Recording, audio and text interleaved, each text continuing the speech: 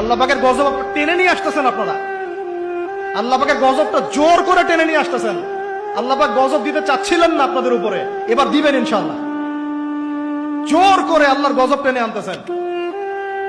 আমি জেনারেশনের অধঃপতনের স্তরগুলো আপনাকে দেখাতে পারবো।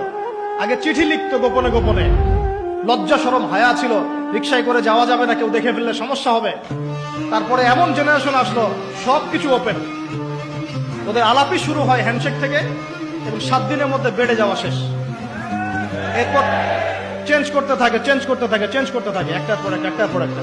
তারপর চলে আসলো সিরিয়ালের যুগ। সিরিয়াল এসে শেখালো বাসায় স্বামী থাকলেও যথেষ্ট না, বাইরে একটা স্বামী লাগবে। বাসায় মেয়ে থাকলে যথেষ্ট না, আরেকটা বউ আসে।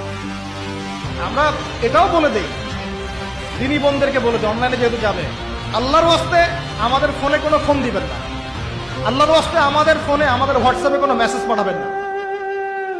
আর এমন এমন মিষ্টি ভাষার মেসেজ দেখলে মনে হয় যে মানে সব অসহায় মেয়ের দায়িত্ব নেওয়ার জন্য আমরাই আছি।